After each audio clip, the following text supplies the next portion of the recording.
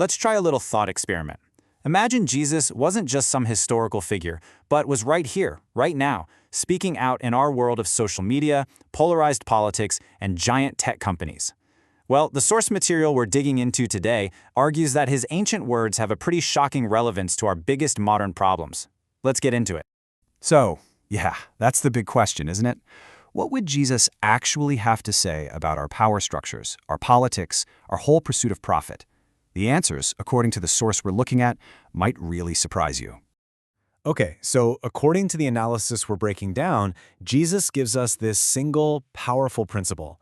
Think of it like a yardstick, one you can use to measure any political or economic system, no matter how complicated it seems. And this is it. This one quote from the Gospel of Matthew is held up as the ultimate ethical standard.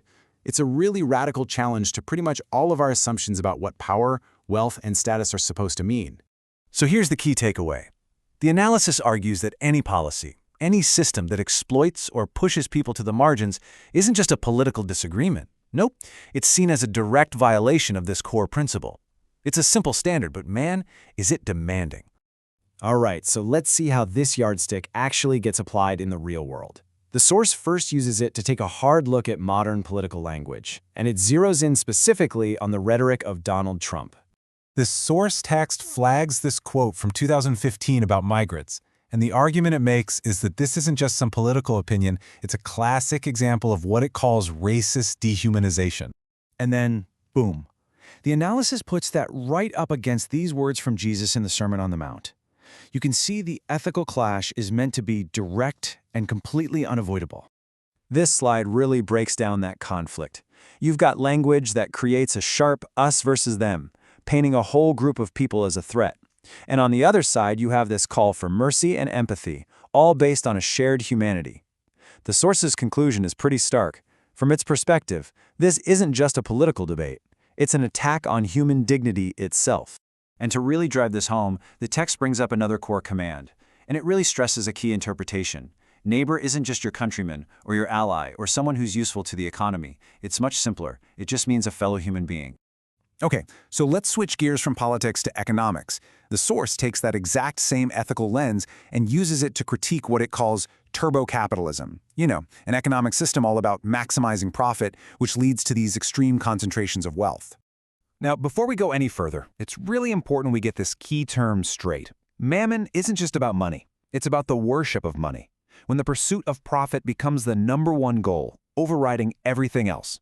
The source text brings in Elon Musk as an example of a modern figure championing market logic. This famous quote is presented as framing social welfare not as something we're all in together, but more like a transaction that has a time limit. And here is the really stark counter-perspective from Jesus' teachings. I mean, this is one of the most direct and, frankly, challenging statements about wealth in the entire Bible. And this slide really shows that fundamental clash of worldviews. The source interprets Musk's quote as the logic of the market. It's a finite transaction. But Jesus' statement isn't read as being about envy. It's seen as a structural critique, a warning that any system that lets massive wealth pile up while others suffer creates a deep moral crisis. This short, powerful phrase is used to really hammer the point home. The ethic being described here isn't about just keeping things as they are. It's about fundamentally flipping the hierarchies that are built on economic or political power. So we've looked at politics and we've looked at economics. So what's the final judgment? Let's pull these two threads together and get to the core takeaway from this whole analysis. This is really where the source's argument all comes together. It suggests that this core ethic from Jesus is a direct challenge to any system, whether it's based on race or authoritarian control or pure market logic that creates and then defends deep inequalities between people. And here is the source's conclusion, and it doesn't mince words. From the democratic and human rights perspective it's coming from, racism and discrimination aren't just legitimate positions in a debate, they're framed as societal dangers that threaten the very fabric of solidarity and democracy. So, what's the ultimate test for our leaders and our systems? The analysis points to this one verse. The test isn't about promises or rhetoric or what sounds good. It's about the results, the actual fruits they produce in the real world. And here's the bottom line. Those fruits are tied directly back to that principle we started with.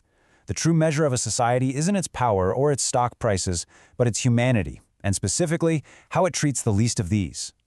So, this explainer leaves us with a final, really provocative question. If we use this ethical yardstick, how do we judge the fruits of our own societies, our leaders, and our economic systems today?